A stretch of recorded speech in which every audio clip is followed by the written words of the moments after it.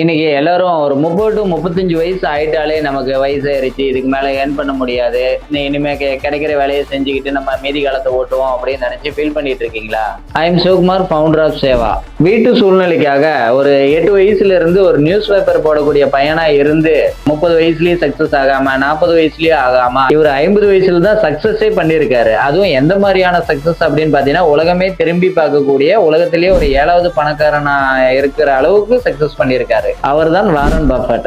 அதனால இன்னைக்கு யாருமே பிறக்கும் போதே பணக்காரங்களா பிறக்கிறது கிடையாது. நம்ம தான் ஒவ்வொரு நாளும் மென்மேல நம்மளுடைய நாலேஜை வளர்த்துக்கிட்டு நம்ம ஒரு பணக்காரங்களா ஆக முயற்சி பண்ணணும். நீங்க இன்னைக்கு ஸ்டார்ட் பண்ணனீங்க அப்படின்னாலும் நாளைக்கு ஒரு பில்லியனரா வர்றதுக்கான வாய்ப்புகள் இருக்கு. இதுக்கு உங்ககிட்ட இன்வெஸ்ட்மெண்ட் இல்ல அப்படின்னு வருத்தப்பட வேணாம், பிசினஸ் ஐடியா இல்ல அப்படின்னு வருத்தப்பட வேணாம். இந்த பிசினஸ் என்ன பிசினஸ் அப்படின்னு அதை பத்தி தெரிஞ்சுக்கணும் அப்படின்னா கீழே இருக்கிற நம்பரை கான்டாக்ட் பண்ணி அப்பாயின்மெண்ட் புக் பண்ணிக்கோங்க.